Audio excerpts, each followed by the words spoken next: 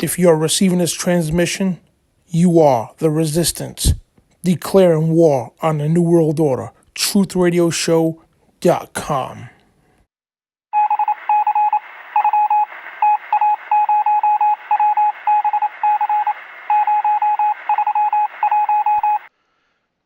And welcome to the Dan Bidondi Show right here on TruthRadioShow.com. I'm your host, Dan Bidondi. So, guys, this is a little different video than I'm used to making. Now, I'm the one out there who's exposing government cover-ups, exposing conspiracies and everything else. But I know it's going to seem odd, but I'm actually here to debunk a conspiracy theory. So there's this hoax going around. It's called the jet fuel hoax. So there's a group of people, folks out there who believe that jets, the airlines you fly on, they don't run on fuel. It's a giant hoax. It's all compressed air, and it's crazy. It really is that. There's no way in hell that these planes have this much gas. So I want to point out too, okay, and for those watching new to the show and everything else, I've worked for InfoWars for 6 years. Alex Jones worked for him for 6 years. Hosted my own show for over 10. All right. So and if you look my name up, you'll see me associated with Sandy Hook, the Boston Marathon bombing, 9/11, the whole 9 yards. So you'll see all that, all right? And I've been harassed by feds and everything else. So when it comes to conspiracies and government cover-ups, guys, I'm right at the top with Alex Jones and all these other people. So, and I've been in the media for over 10 years now about this stuff. Been harassed and all this stuff by federal agents. So you know where I'm coming from. So that being said, just play hope you give this some consideration for these people who believe that there's a jet fuel hoax conspiracy. And it's a really bizarre, really is. And I don't mean to bash anybody. I'm not trying to bash anybody that believes in this, but it's good to question things. But unfortunately, things like this are going to make the truth movement, us critical thinkers, look bad. You know what I mean? Because anybody that's worked in the airlines knows damn well this is not true at all. I've worked at the airlines for over 20 years. I'm a private pilot. I've worked at the airlines. I worked for 4 different airlines. I've dealt with 747s, 737s.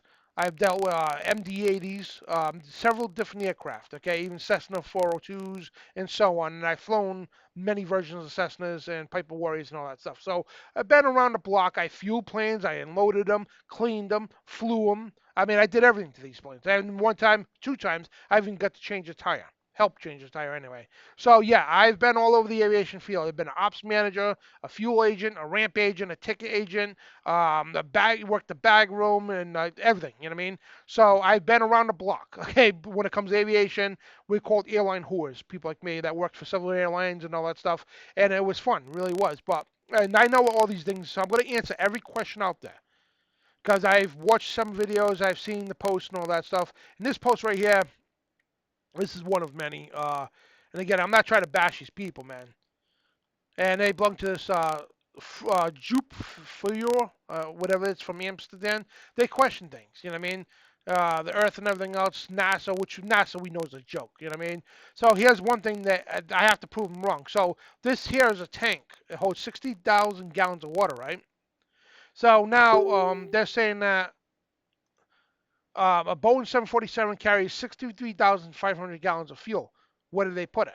Yeah, where would all that, and that's only 60,000. Where would all that go into a 747? That's a great question. Absolutely. It's a great question. And in fact, if you look, most websites, you ask how many gallons of fuel does a 747 hold, right? They'll say 63,000, whatever the case.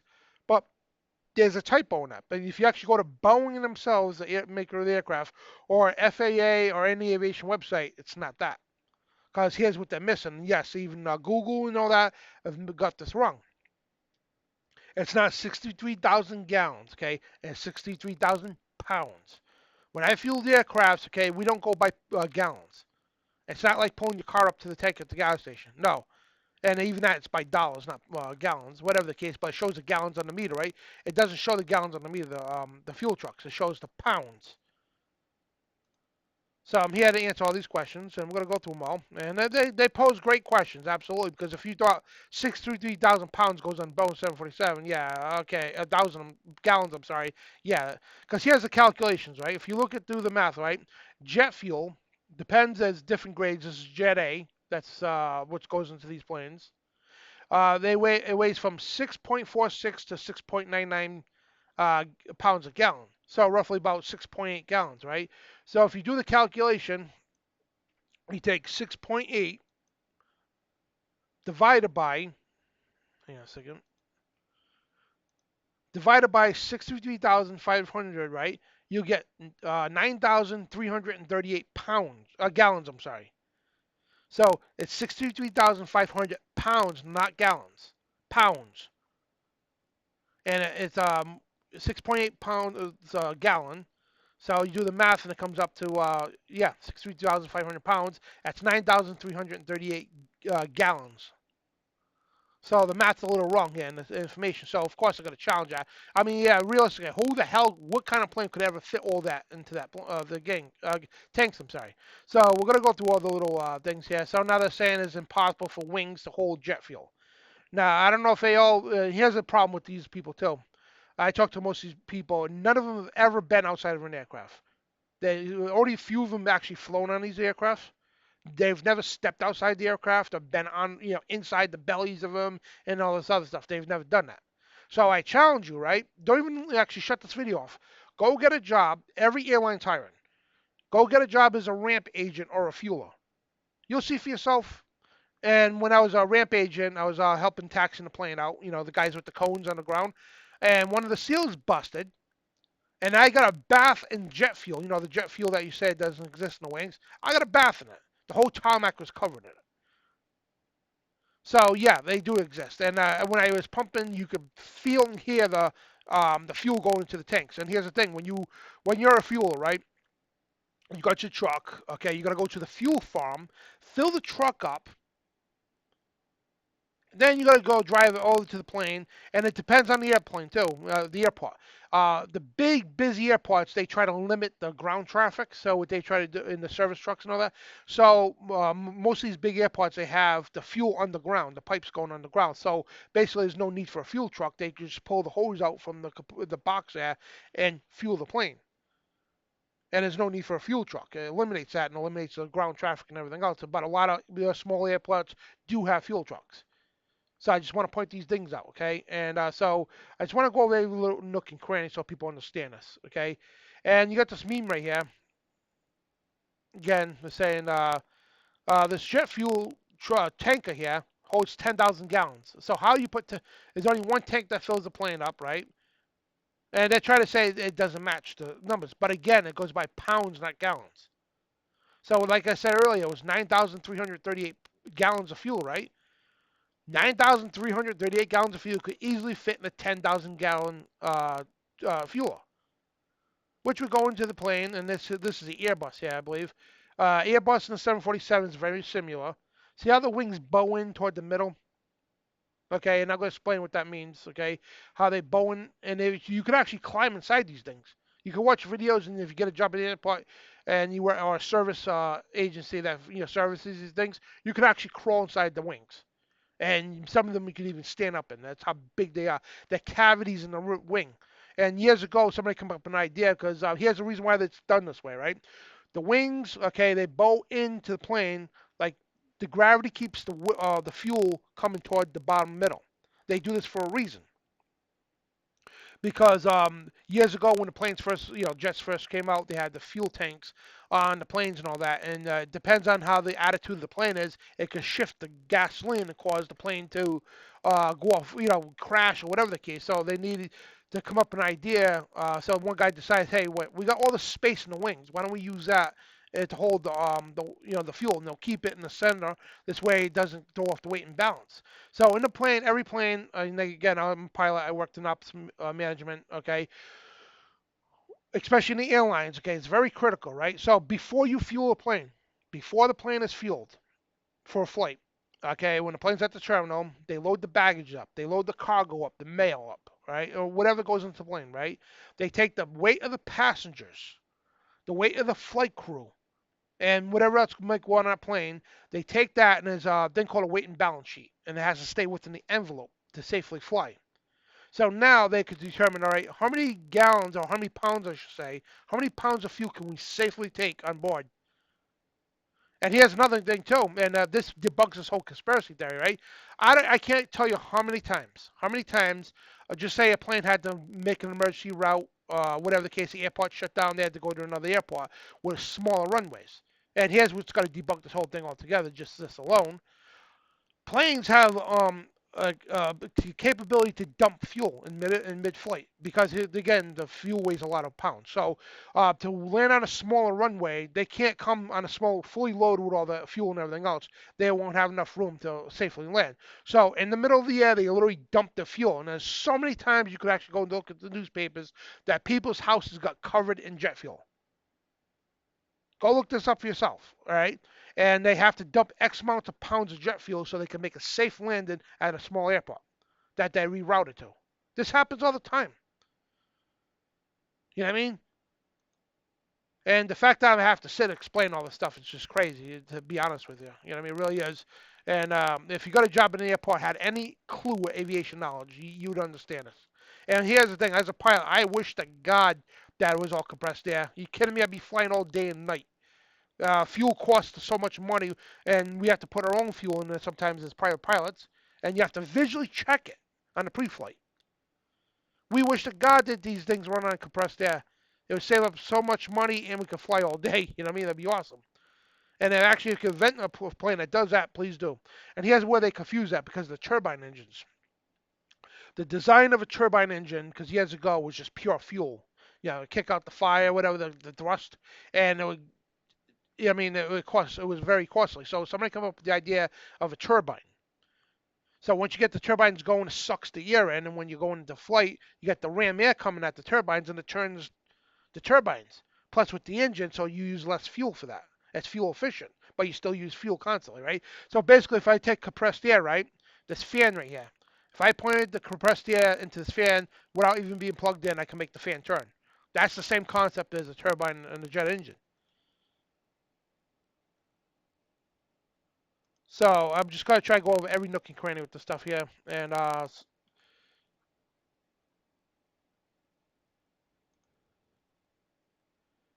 oops, sorry guys. So try to go over every nook and cranny. So if you guys actually see inside of a 747 or Airbus or A380, those cavities, the empty space inside the wings are gigantic. Even the small planes, I mean, like you have no idea. Like this one here, they'll show a picture of. But this, what this is Air Canada and Delta. The Air Canada is called a RJ. It's called a regional jet. It's a very small jet. And it's the wing. The fuel doesn't go into the wing tips. It gets fed into the wing tip, and it goes downward toward the middle of the belly. That's where the fuel goes. See the bow in the this Airbus A380 here. See how the wings bow down because the gravity takes the fuel inside the bottom into to the right and left there in the tanks. That's where most of the fuel goes. And you can see these people that they make these memes and they have no idea what they're talking about. And it says 38,000 gallons. No, it's 38,000 pounds.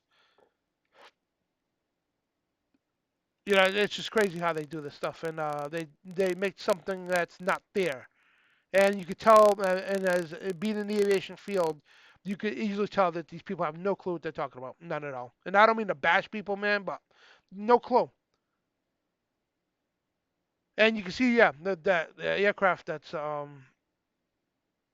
what's that called? I forgot, the Concorde, I think. So yeah, see how the bottom where the two lights are, right at the base of the wings, those are where the tanks are, the cavities of the plane. That's me just telling people, trying to explain to them. That's, you know what I mean? That's what it is. You know what I mean? And you get all these memes in here, and I just try to debunk them all, right? So, and I'm going to answer a couple of questions too, because people say, well, what's these machines they hook up to the plane? There's a machine that has compressed air. There is. There's a machine that has compressed air when a plane comes to the terminal, right? Now, here's the thing: a plane has a thing called an APU. It's an auxiliary power unit. It's basically almost like alternator in your vehicle. When the vehicle starts up, the battery and the fuel and all that uses start up the car, and the power in your car for your radio and everything runs on the alternator, right? Well, the APU, the auxiliary power unit, is a similar thing. So basically, when the plane starts up and all that, and it uses fuel for that too, it starts it up as a generator in the plane. that keeps the electricity going so it doesn't drain the batteries. So when the plane comes to the terminal, right, they shut everything down. Now they still need electric in the plane to service the plane. They need air. If it's hot out, they'll need the air conditioner. If it's cold out, they'll need if they'll call cabin air. They'll need air conditioner heat, right? This way you don't get into a cold plane or a hot box if it's hot out. You know what I mean? So there's different things in the airport, okay, that they hook up to the plane. And I'm going to show and explain each one of them. So this one here, you see this little guy here, this big thing they hook up. It's very loud, right? They hook this hose of compressed air to the plane. And people say, well, they're pumping compressed air into the plane. That's what they literally think.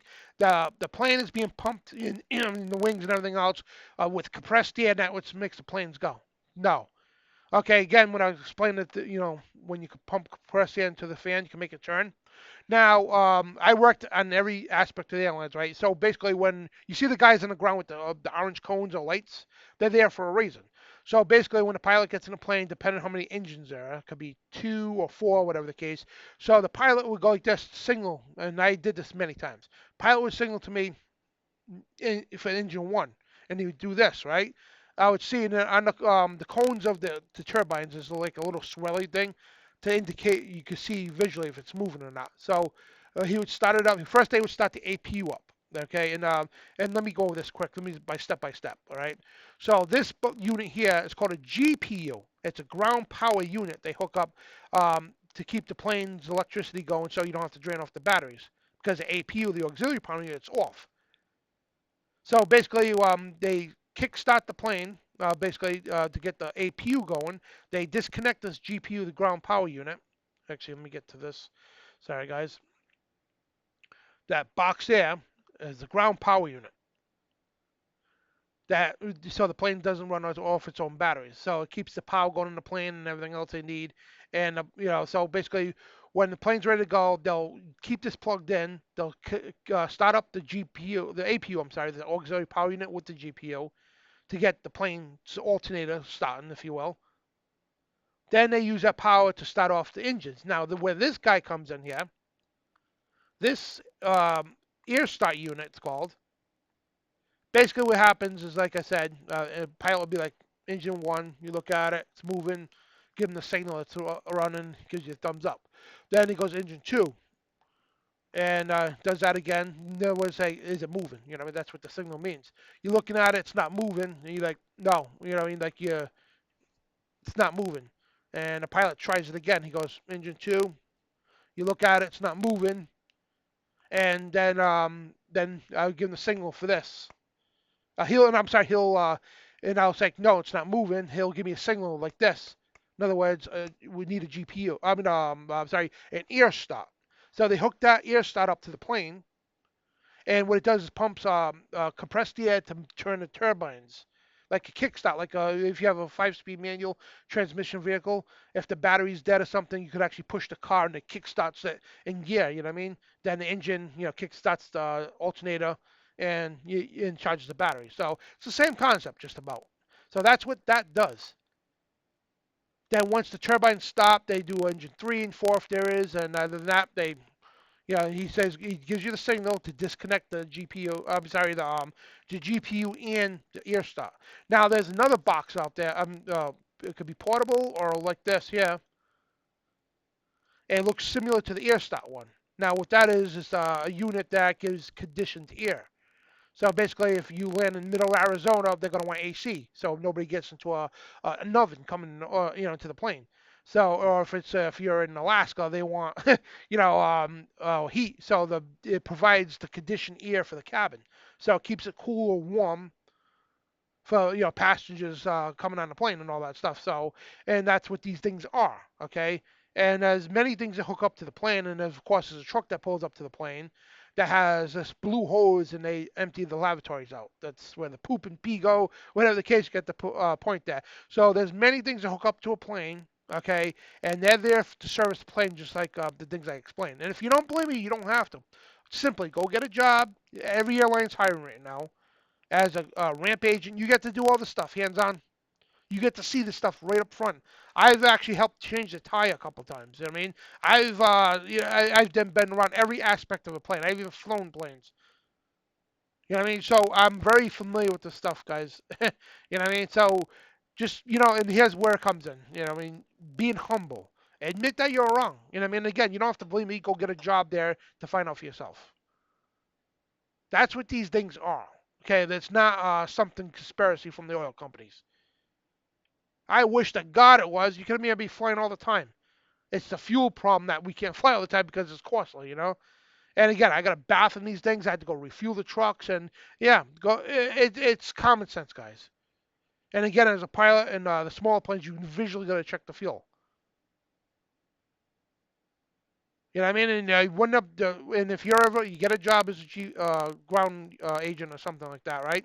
And the guys over there fuel, and you could go right up to them, and you can literally hear the fuel gushing into the tanks there and their cavities. And people say, well, if you look, there's no fuel tanks on the plane. The statistics say that. It's like no, because the cavities.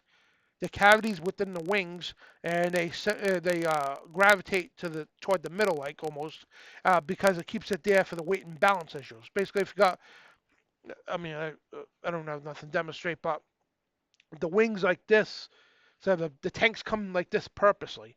So it keeps the majority of the fuel, yes, splashes around, whatever, but it keeps the majority of the fuel toward the bottom of the belly almost. You know what I mean? This way it keeps the weight and balance structured. And, again, the fact that I got to explain this stuff is just beyond ridiculous. And, from these pictures, people say, oh, those wings are thin and all that. No, you have no idea. Even the regional jets have thin wings. Okay, there's cavities in those wings, and as you go toward the aircraft, the cavities get thicker and bigger. The wingtips, yeah, they're nothing.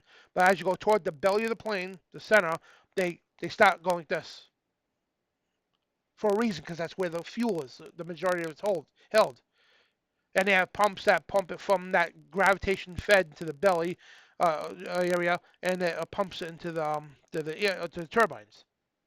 And he has the other thing too. Where do you think contrails come from? Now I know chemtrails. We understand it's powder. It's they're doing that purposely. It's nothing to do with the engine. All right, but I'm talking about contrails, condensation trails. How do you think that happens? You see a plane go across the sky, and the vapor come out of the engine, and it dissipates. That's a contrail. You see it all the time. That's vapor and water vapor, or whatever the case. I'm sorry, from the fuel.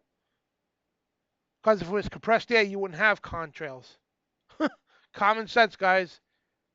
And I can't tell you how many times we have fuel leaks. And here's the other thing too. What I was saying earlier, when a plane is too heavy, and just say if you're going to Boston Logan, right, to Chicago International Airport, right.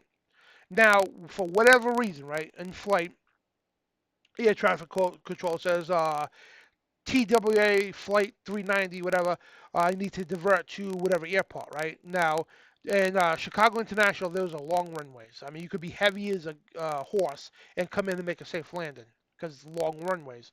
Now, if you get diverted for any reason, could be emergency, medical emergency, could be anything at all. The airport closes down for some unknown reason, they divert you to another airport, right? The other airport has a very short runway. Now you get all the information coming aboard. Oh crap! So now, because of the weight of fuel you have in your plane, you can't safely make a landing at this particular airport. So what do? Do you fly around for a while to burn off the fuel? And airlines know because they have a capability of dumping fuel. And like I said, you can see this all the time. All the time, this happens all the time. That they dump fuel in the middle of the air and it lands all over somebody's property or whatever the case. And you can see uh, hundreds, if not thousands, of gallons of fuel just being falling from the sky. That happens all the time. So how does fuel fall from the sky if it's all compressed air? Think about that for a minute. And you can see people's reports all over the place. I mean, like local media reports and stuff all the time. Yeah, I mean, it's common sense, guys. You see fuel over the ramp. You know what I mean? Just go get a job at an airport and see for yourself, okay? Plain and simple. So anyway, guys, I'm gonna close out here. So I want to thank everybody for joining us here, and yeah, it's just And I don't mean to laugh at people. I don't, because this kind of stuff, okay, this stuff puts a bad name on the truth movement. It puts a bad name on for critical thinkers. And I'm not saying you're a moron or nothing like that. You know, the people who are peddling this conspiracy theory. I'm not saying you're a moron. Great. Thank you for actually challenging this. But I told you the information, and you can go research this for yourself. You can actually go get a job doing this stuff and see for yourself. Common sense is very easy. You know what I mean? And if I still worked at the airport, whatever, I would try to get access for you to come on down. And next time you go fly on the plane, just look out in the terminal when you're waiting to get on your plane. Look out and see what's going on. And see what these things are for yourself. And if you worked on the airport with your hands on the ground because you're the one doing it. And when I was fueling these big planes, man, we got that big hose, and you could hear the stuff gushing. And a lot of times it leaks out if it's not tight. You can hear it, you can feel it too. You know what I mean? It's crazy, man. Right through the hose and everything. And it's not a joke, man. These planes hold tons of fuel, and it's by pounds, not gallons, guys. Please, pounds. And yes, if you go to Google, you're gonna see like Britannica or something. They'll say gallons. No, it's pounds because they're not aviation savvy. You know what I mean? So nobody's gonna think, because in aviation they go by pounds, not gallons. So when I was a fueler, they would order fuel. They would say, hey, we need 50,000 pounds of fuel. They wouldn't say gallons. Nobody orders by gallons. I mean, they're like, we need X amount of pounds of fuel. And the meter could read pounds or gallons still. That's the other thing too. So most of the time it's by pounds. Well, if they did the calculations, then they could say, all right, give us, I don't know, 3,000 gallons or something like that, if they did their own calculations. So we would know 3,000 pounds means this, and whatever gallons means pounds. You know what I mean? So it was easily done, and that's how the aviation field works. Everything's different from normally when you pull up to a gas station with your car. Totally different things. And remember, it's weight and balance, man. If you had the concept of aviation knowledge, you would understand how this works. And here's the other thing too. Before I go, when I was a ramp agent, my job was called a pushback. Okay, basically, overnight, most of the planes would be parked at the other end of the airport and sitting there overnight. So I would go down with the truck, the little cart that pulls the planes or pushes it. So they would let me in the plane. And I would to get on top of it and open the door, get in the plane. I would shut the door. My job was to start up the APUs, to make sure they were working functionally, check the fire systems and all the panels, the fuses and everything else to make sure everything's proper. It was a pre-flight check to help out the pilots, even though they did it themselves anyway. So before we could move the plane, I had to get all the auxiliary power unit going, and the plane's fully functional, ready to go, except for the engines weren't started, of course. And I would have to check the both the right and left wing gallons of and pounds of fuel, whatever the case. And so basically, if depends on the plane and its empty weight, it had to have all times a certain amount of pounds of fuel in each wing. And if it didn't, the plane could literally tip over on its tail. It would tip up on its tail if you tried to move it. So, and it was been several times I'm in the plane, and they, radioed down, yeah, it's X amount of pounds, whatever. And they're like, all right, we can't move it yet. So I had to sit in the plane and wait until the fuel truck came over. And the fuel truck would give the proper fuel, just for safe enough to move it. You know what I mean? And so, yeah, the guys, this is, and again, as critical thinkers, right? Right? You critical thinkers, go get a job, even if you work there for a week, or 2 days, or a day. You'll see what I'm talking about. And as people of God and people in the truth movement, we need to humble ourselves. And admit I was wrong a million times, and I admitted it. There's no room in this movement for egos. You know, what I mean? Plain and simple. Admit that you're wrong. These memes are dumb. Plain and simple. Anybody that's worked in the aviation field knows damn well none of those memes are true. And this whole jet fuel hoax conspiracy is completely debunked. Completely. You know what I mean? Bottom line. So anyway, guys, thank you. And I know a lot of some of my listeners that listen to me all the time, like, Dan, why are you bothering with this stupidity? That's what they're gonna say to me. But again, I have to say, at least they're challenging the information, and I have to give you guys credit for that challenging information. But you're wrong, plain and simple. And if you want to talk to me, guys, hit me up. And I'm not hard to find on social media, whatever. Hit me up, and I'll talk to you. I'll video you, whatever the case, or whatever you want to do, and I'll debate you if you want. I mean, you shouldn't have to debate you. I present the information, and I challenge you to go get a job for yourself, or somebody that works at an airport that you know. Plain and simple. So, all right, guys, I love you all. God bless. Shalom, and remember, you are the resistance.